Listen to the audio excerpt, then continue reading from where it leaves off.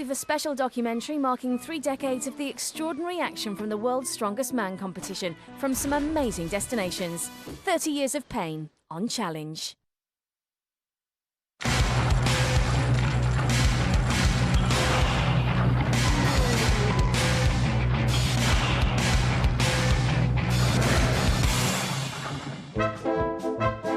We may not have trucks driving over people.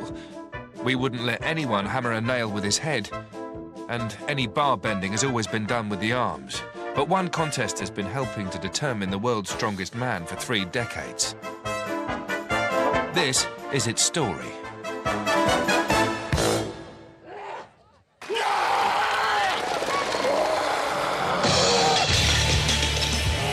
The World's Strongest Man competition has been an integral part of the Christmas TV schedule for the last 30 years.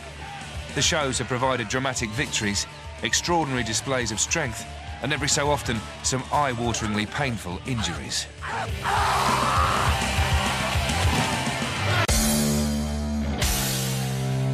The current holder of the title is 31-year-old Pole, Mariusz Pudzianowski, one of the most successful strongmen in history. Absolute delight for Pudzianowski. Well, he doesn't speak very good English, but I think we all understand that. You knew right away this guy's going to be good because he was so big, he was so explosive and so powerful.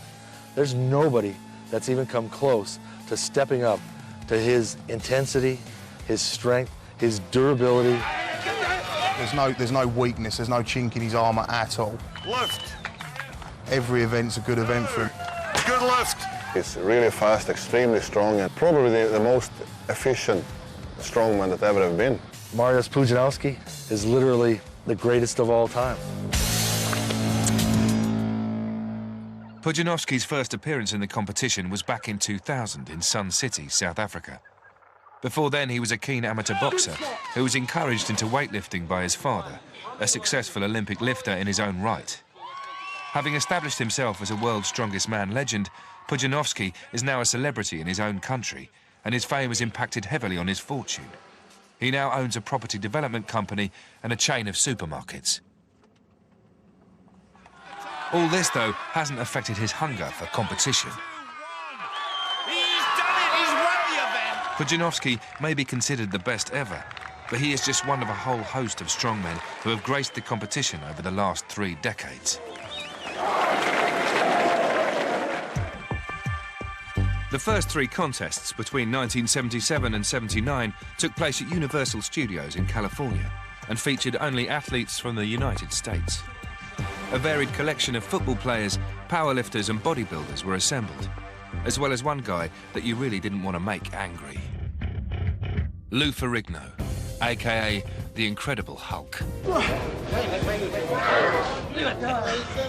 As it so happens, I have the bar that was bent by Lou Ferrigno in the very first event that we had, and it hangs in my office even now, and it's kind of shaped like this, and you can see where he's bent it, and every time I see that bar of Lou Ferrigno's on my wall, I have a little tug. The early competitions were all American affairs, and the first 2 winners of the title were Olympic lifter Bruce Wilhelm in 1977 and 78, and powerlifter Don Reinhold in 1979. I know you trained hard for it all year long. You deserve it. In my book, you're the strongest man in the world. Thank you, I appreciate that. The competition, though, was limited in international representation. At this point, neither champion could really claim to be the true world's strongest man.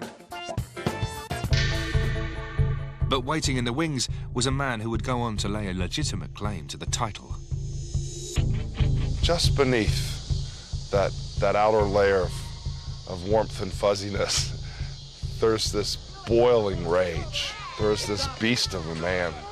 Damn it! Kazmaier angry. 1 second to the last whip. The Kaz is an icon. He's an icon in the sport. So strong that he may just be able to press the weight overhead. Bill Kazmaier made his WSM debut in 1979. The 26-year-old Kaz, as he was affectionately known, was the world powerlifting champion, had an intimidating 23-stone frame, and was to become one of the most intense competitors ever. I knew he was a little bit different than just the basic weightlifter out of a gym. And to me, you know, on a pound-for-pound level at that time, he was probably the strongest man in the world. Bunnies pop up from behind every tree, lurk around every corner. This is the Playboy Resort, you see. And surrounded by these Playboy bunnies, I'm here to witness the contest for the world's strongest man. And helping me out, a very special playmate, Henry Cooper. Do you think they suit me, Derek? The venue certainly suited Kazmaier, as he won his first title in 1980. And Sue. My focus was on the event and the event only. As a matter of fact, in the squat lift, they put a clear plexiglass floor for the bunnies to sit on. Now, you may not believe this, but I never looked up. My focus was keen on the weight, and I won the event. And it's 10 points to Kazmaier. Kazmaier remains involved in the competition 2 decades after his last appearance as a competitor. As co-presenter of the American version of the show, broadcast in the States by ESPN, he works closely with veteran sports commentator Todd Harris. Kaz is fantastic. You know, people ask me, is he that scary? Is he that big? Is he that mean? Because when he gets into the voiceover booth or he gets to the competition, he really gets into it. And, you know, the voice goes down a few octaves and he's, Todd, let me tell you what, and he's all fired up. But he really is what I would call a gentle giant. I wouldn't want to compete against him. I wouldn't want to meet him in a dark alley, but I certainly wouldn't want to compete against him. Thickness of the bar now 15/16 of an inch. Scary and very strong, undeniably, but even the self-titled strongest man ever was brought down to earth by an iron bar on his way to winning the second title in 1981. And listen to Kazmaier. Apparently they have suffered some type of muscle pull. Let's hope it's not too severe. Yeah, the tendon slipped right out of the groove in the shoulder. He's already put the tendon back in.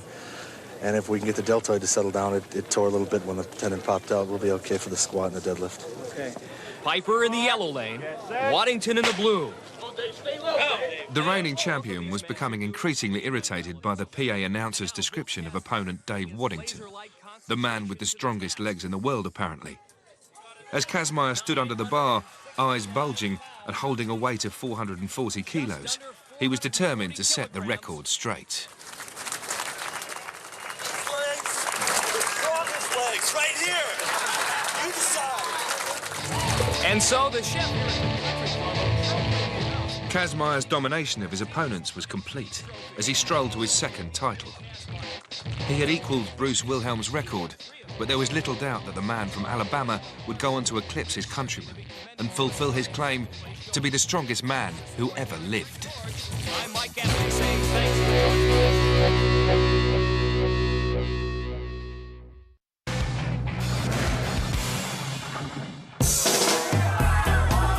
At the 1982 World's Strongest Man contest, Bill Kazmaier was set to become the first man to take the title for a third time, and few were betting against the American. There's power. Especially those who knew the lengths to which Kaz would go to win a contest.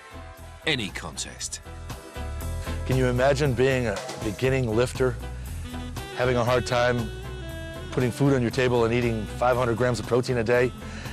And all of a sudden they have a contest at a pet store, a grand opening, for eating goldfish, and the prize is $300. And that'll pay your rent for a month. Well, needless to say, I bellied up and bowed up and went up against some kids 8, 10, 12 years old. One of them ate 15 goldfish. There was a young man at 14, he probably ate 100. Well, I ate 1,000 goldfish, and I took home the prize of $300. Kazmaier's win-at-all-costs mentality was all too evident in 1982. In the final round, the sumo wrestling, the champion was carrying a severe injury. No one knew going into that event of wrestling, I couldn't even walk. So what I did was slap myself in the face, got absolutely berserk, and went into the ring against John Gamble. He was so scared by the facial expressions I was making, he ran out of the ring.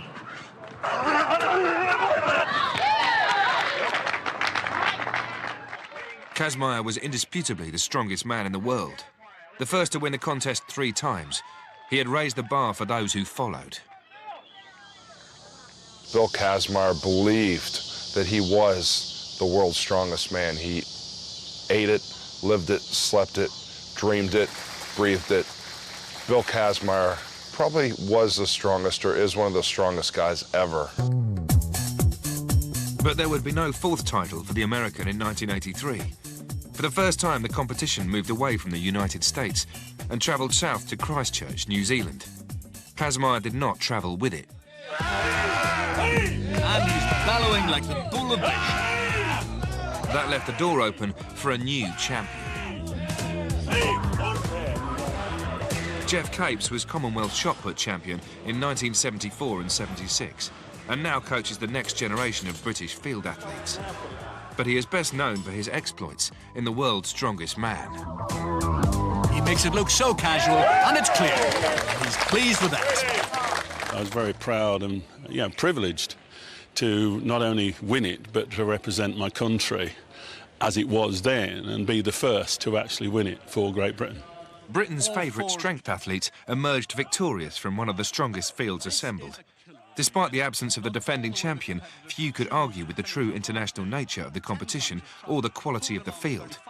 But did the absence of Kazmaier devalue the achievement? 42.6. It could have been a better field, but there again the disciplines were just as hard as anywhere else. And he's done it. There were some real powerful athletes from the world of powerlifting and everything, like world champions, world record holders. So I don't think it was belittled in any way, it's just another field of athletes, another field of strongmen. Geoff Capes became a very formidable strongman, literally overnight, who could adapt to every event, had really hard and strong work ethics, and wasn't afraid of anybody, and he got into the zone and was just awesome to compete against. And that hurt. Kazmaier and Capes formed two parts of a triumvirate that developed the world's strongest man from TV curiosity into a worldwide phenomenon. But the third member of this group was arguably the most charismatic strongman of them all. Well, he was 6 foot odd, full of muscle, blonde hair, Icelandic, it was a female magnet, He was like a roaring lion. His breath wasn't as bad as a lion. His teeth weren't as big, but it was amazing the things he could do when he put his hands on it. His catchphrase, "I am a Viking," and a complete nutter. What is your name in Icelandic? Jón Páll Sigmarsson. Sigmason, or the Viking as he was generally known, won friends and admirers in their thousands. The 6'4" blonde Adonis won the hearts of women with his good looks and quiet charm, and the respect of men with his strength and good humour. As a regular on the Highland Games circuit in the 1980s, he and his friend and training partner, Hjalti Arnason, cemented the notion that Icelanders were men of iron. As a child, Sigmarsson immersed himself in the sagas, the books that told the story of Iceland's early history.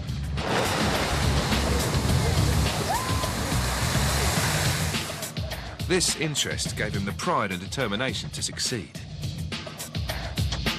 Long summers spent working on the land enhanced his strong genetic makeup and provided him with the physical tools to complement this mental strength.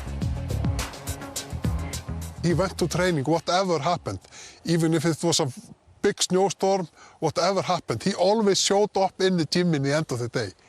He would lift me and my two sisters over his head and shout, "I'm the strongest in the world." He would run around screaming, and sometimes he would grab Mom, lift her up and dance with her. That was him to a T. Always happy, always up to something, and always showing off a little bit. That desire to entertain thrilled the crowd in Christchurch. But Sigmarsson didn't just talk the talk. The newcomer muscled his way to a runner-up spot on his debut. Look at this! How about that? This is going to be a very fast time. 1 minute, 31.7 seconds.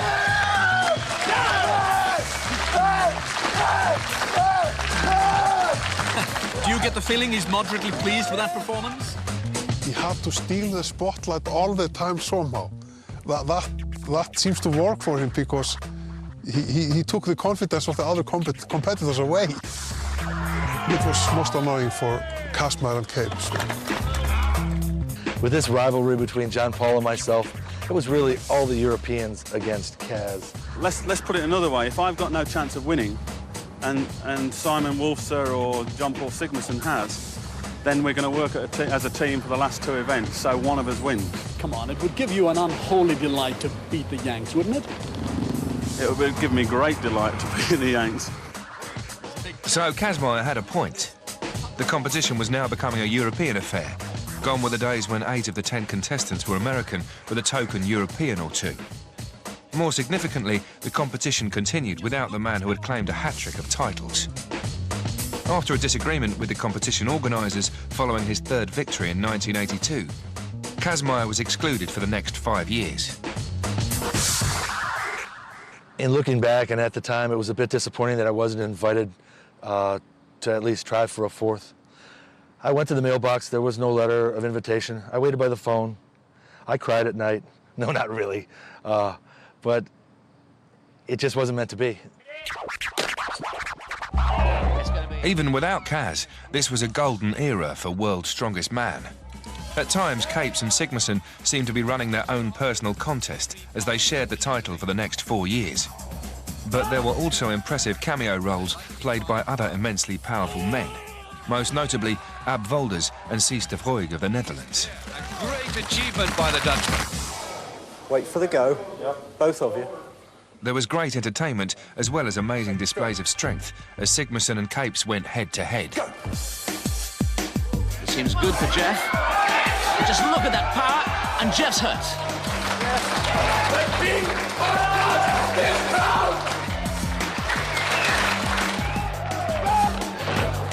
He's not dead! Yes! Would you believe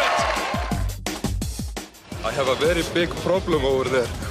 Geoff Capes. Stop showing your biceps. Will Geoff Capes be in this contest next year? I don't know. He's afraid. Listen to him. Yes and no. Capes did return for a final titanic struggle a year later in Nice. The champion showed he still had what it takes, but the years of competition were taking their toll.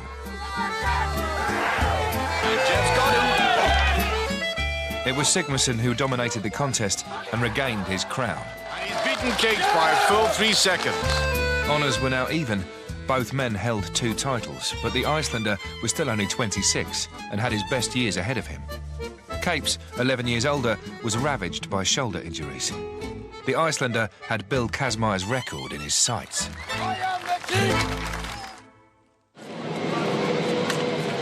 There are many characters in the story of World's Strongest Man. Most act out their parts in front of the cameras, but many have important roles behind the scenes. As a marshal, assistant referee and driver for the last 19 years, Jimmy Pollock is one of the latter. He is also one of the Vikings' biggest fans. Now Jim Pollock screaming at the top of his The man voice. from East Kilbride has a real understanding of the competition and the techniques required to succeed. Although his role as Ab Wolders' coach in 1989 nearly resulted in a very painful injury. Acknowledges he has it. Oh, look at the... Jim Pollock, an impromptu Highland fling there.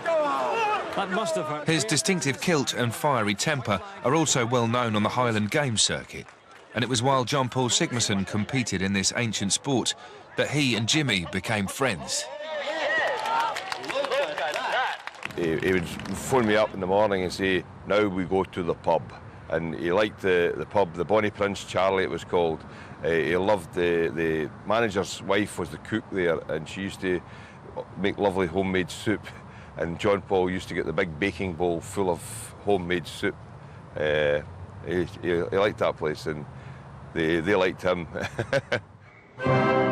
There was no competition in 1987, so hostilities resumed a year later in Budapest, Hungary. A rematch between Capes and Sigmarsson was off the menu. The Englishman had retired after the brutal battle in Nice 2 years earlier. However, there was an even more mouth-watering matchup in prospect. The Kaz was back, past his best possibly, but at last there would be a matchup between the 2 great strongmen of the age. In the build-up to the contest, tension was high as both camps traded insults and trash talk. I feel like he's what I'd call a paper champion. I won 8 events out of 10, so he can eat his paper. Kazmaier was cast as the raging wild man. You made a big mistake, Webster. A real big one. Sigmarsson as the entertainer. Who is the champion? Who is the champion? It was fair to say that neither man was on the other's Christmas card list. I doubted that he could win that time, but somehow it happened. It was like the angel was helping out or something. The two heavyweights continued to trade physical achievements and psychological barbs. Sigmarsson upped the ante in the log lift.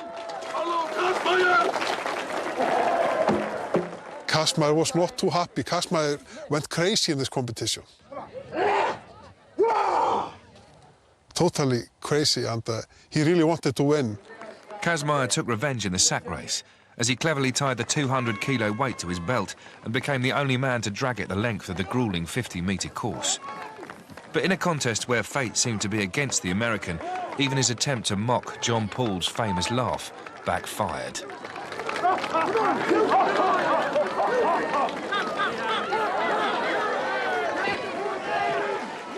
It was the Icelander who had the last laugh.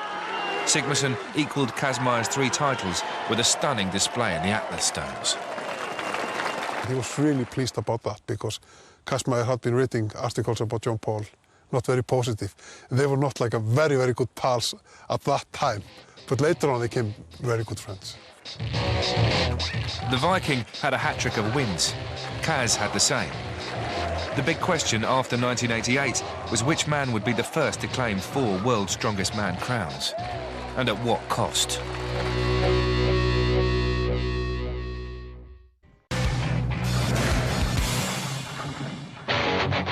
The 1980s had been an incredibly successful decade for World's Strongest Man. As the contest travelled the globe, the rivalry between Bill Kazmaier, John Paul Sigmarsson and Geoff Capes inspired the 3 men to superhuman displays of strength. The heavy loads had taken their toll. Capes had retired with serious shoulder complaints, and Kazmaier had damaged hamstrings and torn pectoral muscles so badly that he had a permanent hole in his chest. Sigmarsson was also feeling the pressure. He drove his body to more and more unrealistic limits, desperate to become the first man to win 4 titles. He failed in 1989 as England's Jamie Reeves and Holland's Ab Volders beat him into 3rd place. It was the Englishman's only title, although his involvement in the competition continued as a commentator and equipment designer until 2004. John Paul Sigmarsson, Odie Wilson, on your marks and get set! In 1990, things looked bleak for Sigmarsson as he prepared for the final event. The American Odie Wilson had dominated the contest and only needed to avoid last place in the brick race to be assured of victory.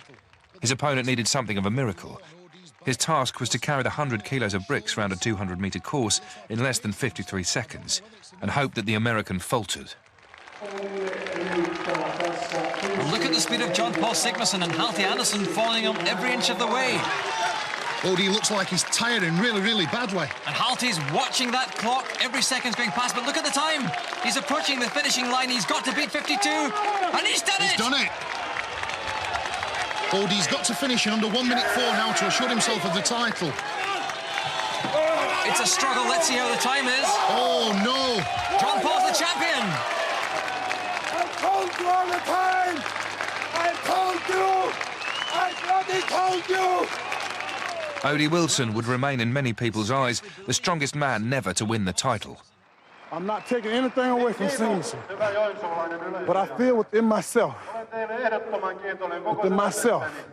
that when it comes down to pure strength, I am the strongest man on this planet. But for the champion, it was all smiles.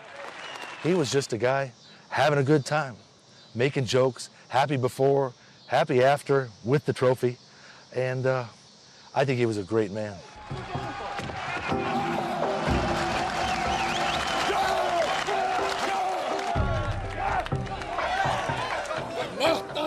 I'm a Viking! Sigmarsson had achieved what many at the time thought impossible. He had overcome injury and an ever-improving field of competitors to win 4 World's Strongest Man titles.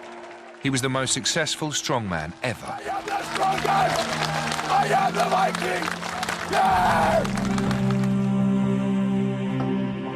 But all the victories came at the highest cost.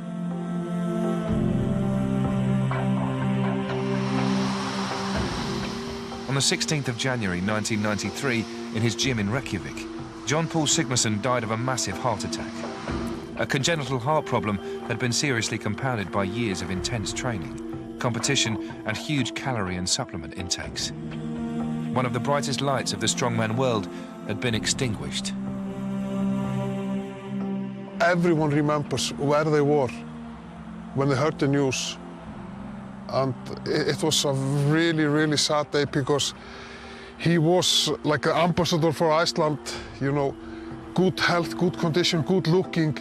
And, you know, he had everything, the charm, everything he had. And it was all taken away, you know, just in one moment. It was expensive to get to the funeral, and there was no way I could afford it. And I went into the pub one night, the Bonnie Prince Charlie, and they were all quite down. And the manager came up to me and he handed me an envelope. And there was a ticket in it for the funeral to go to Iceland. The pub had run raffles unbeknown to me and had whip rounds and that to send me to Iceland for the funeral. And it was so moving.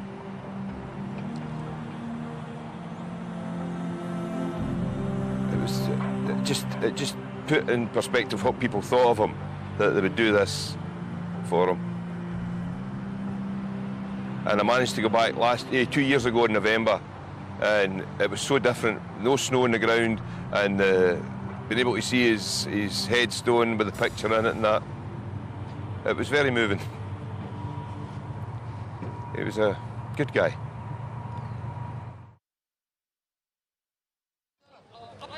Icelandic exploits in The World's Strongest Man didn't die with John Paul Sigmarsson, though.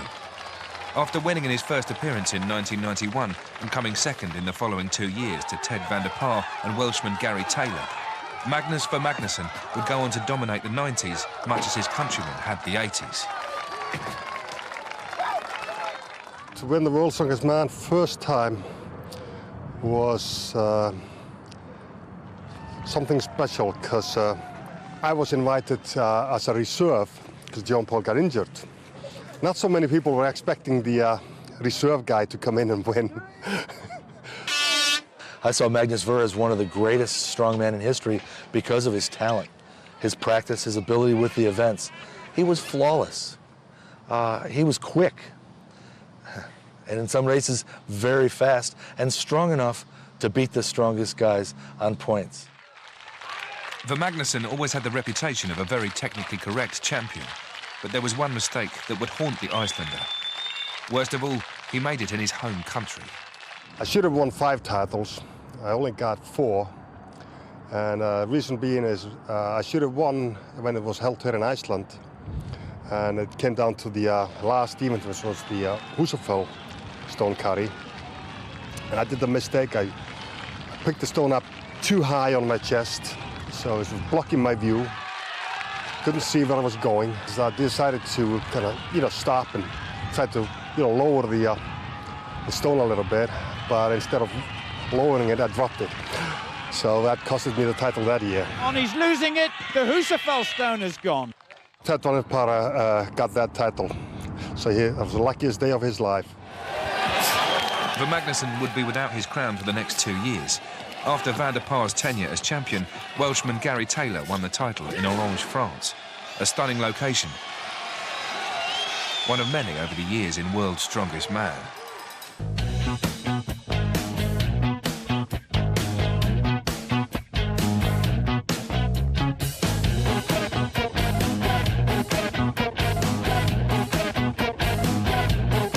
Most of the places we've been are kind of out of the way. You've heard of them before, but they're not on most people's holiday-making plans. But when we get there and we see it and we take in the culture and the people, and then we intermix this great sport and these strong men and we introduce the people to that, that's my favorite thing. As the tournament travelled to Africa for the first time, Ver Magnússon was determined to regain his title. That failure 2 years earlier in his home country seemed to push the heir to Sigmarsson's crown onto new heights. Everything came down to the stones. 3 guys could win, and I win the stones. This one is for the title. 29 seconds. Herbal, Kiri and the rest are beaten. After his 3rd title in 1995, Ver Magnússon travelled to Mauritius a year later, knowing that victory would see him match Jean-Paul Sigmarsson's record.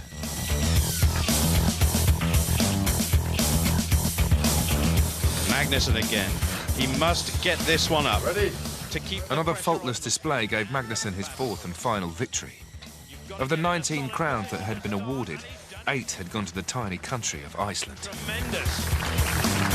The guys from Iceland are totally unreal in strength. They come from such a rich genetic history of warriors.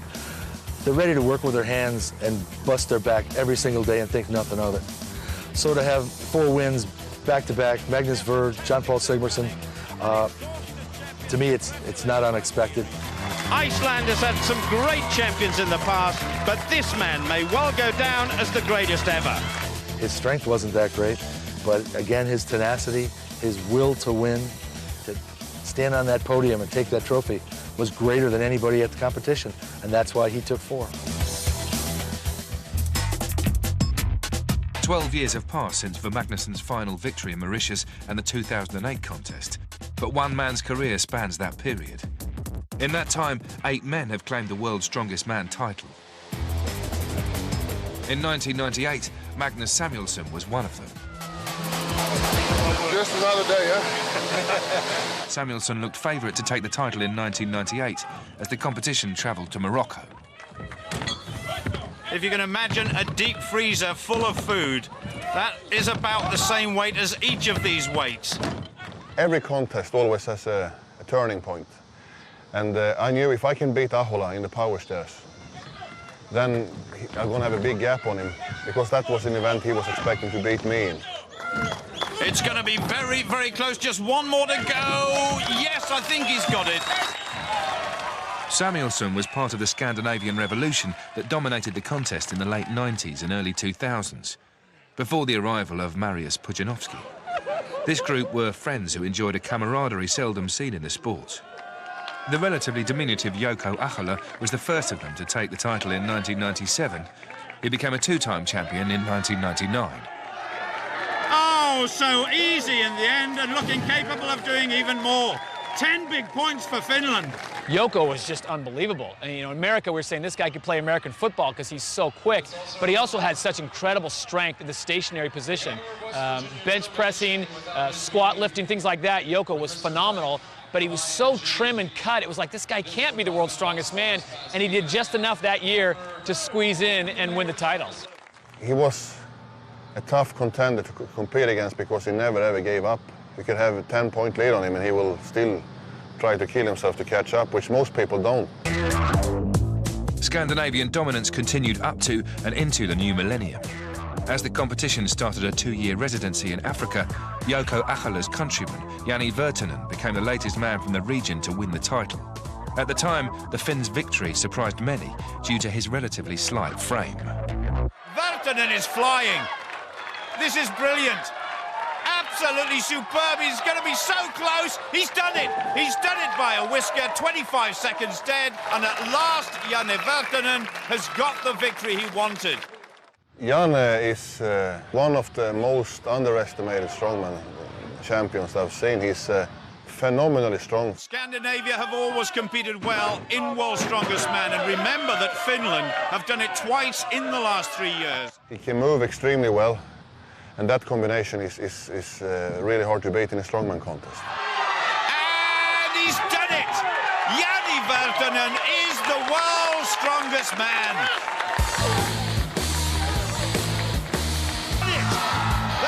The final member of the Scandinavian crew to take the title was Sven Karlsson, 3rd in 1998 and 2nd in 99.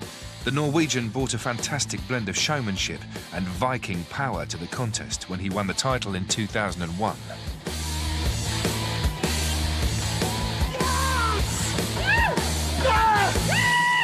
It was a great time, and I think the thing that made us be so good were that instead of being enemies with each other, we spent a lot of time together, and we talked training, and we pushed each other forward, so I think we developed each other. Ahola and Sven and Janne, we had so many really tough fights, but then again, I've been together with these guys for 10 years, and we're still good friends. 2001 was to be the end of the good times for the Scandinavians. A new power was rising in the east. Mariusz Pudzianowski has been the figurehead of another distinct movement in the sport, as former Eastern Bloc countries like Poland, Ukraine and Lithuania become hotbeds of achievement. In the 6 years since Sven Carlsson's victory in Zambia, only 2 men have stood between the dominator and the title. And only one has been from the Western Hemisphere. America will have world's strongest man someday. I will be there. Amen.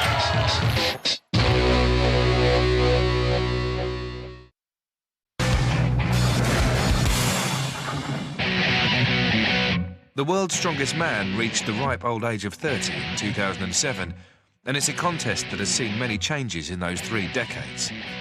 Some things, though, remain constant. The seemingly superhuman feats of strength, the giant muscles, and the intensity of the contestants.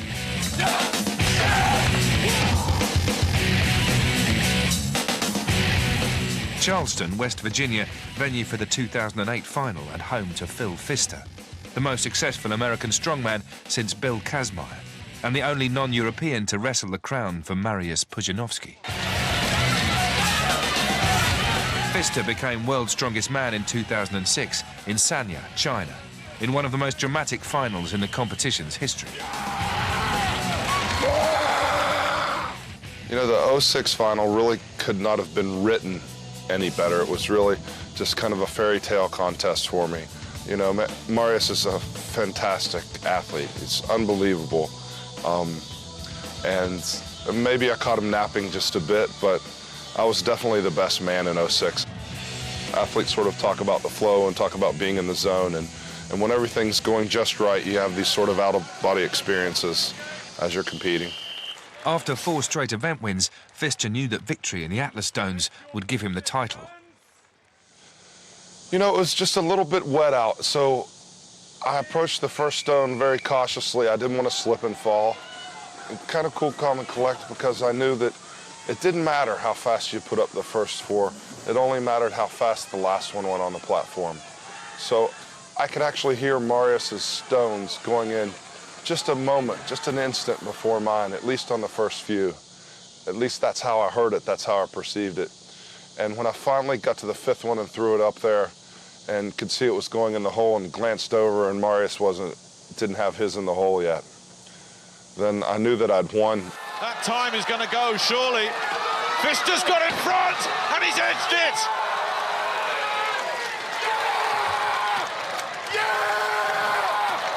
The American long wait is over. After 24 years, America finally had the title back.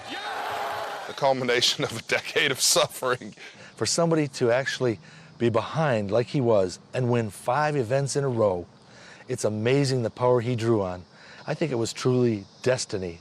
It was some sort of divine intervention. You know, this is a terribly brutal sport, and you know, to make it to the top one time is just very gratifying. It's very validating. Pfister only had a year to enjoy a success.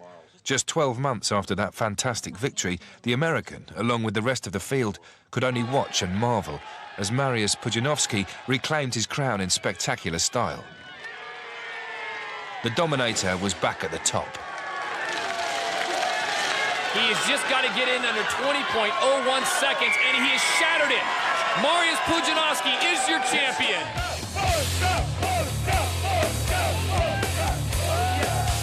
These are the men who have won World's Strongest Man crowns on more than 3 occasions.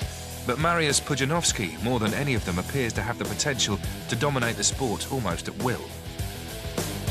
The 2008 competition will go a long way in determining whether he is remembered as the greatest of all time. The latest venue provides a beautiful backdrop and enthusiastic crowds for Pudzianowski's record attempt. But resident Phil Pfister will be enjoying things win, lose or draw. You know, first and foremost, World's Strongest Man is just a fantastic television show. And it's just an honor and a dream come true for my hometown, you know, my state that I've lived in my whole life. My family's lived here a couple of generations, so it's very gratifying. It's, you know, it's a dream come true to have my hometown showcase, you know. That's the biggest thing, really. 30 years, 19 countries and 17 champions after the very first contest at Universal Studios, the World's Strongest Man is in rude health. What started life as a light-hearted entertainment show has grown into a hugely successful international franchise, watched by millions and ferociously contested by the planet's strongest men. I am the Viking!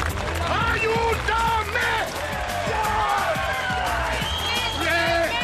But what, if anything, has changed over the years? I don't think the brute strength is higher by any means today. I think all the champions have been really strong people. The difference is that the old guys came from other power sports into strongman, and most of the guys today thinks of strongman from day one. Let's go! Come on, baby. The eras may be different and the events have been tweaked, but 3 decades after the contest's inception, the prize is undeniably the same. The title, World's Strongest Man, is one of the most evocative there is. In the past, it was all about how strong a man was, what he could achieve against somebody else. It goes back to the warring clans of Scotland, about challenging, you know, in terms of fights and clan wars. People are still fascinated what men can achieve in a purist sense to actually be acclaimed the World's Strongest Man. But if these giants were to meet today in a one-off contest, who out of Bill Kazmaier, Jean-Paul Sigmarsson, Magnús Ver Magnússon and Mariusz Pudzianowski would prevail? If I was really going to stick my neck out, I think Kaz would still be the man to beat if he was around today. David Webster sets them off, and surprisingly, it's Kazmaier in the lead. I would have had a lot of fun with Jean-Paul and his jovialness. I think all that would have been gone. Magnús Ver wouldn't have been able to figure out each event and how to beat the strong guys, and Mariusz and myself would have had a great battle. That's really a toss-up. I think I'm stronger than him. Man, can he run. It's half of a smile, half a grimace, and that is it. Thank you very much. And Poland are very, very definitely in the lead.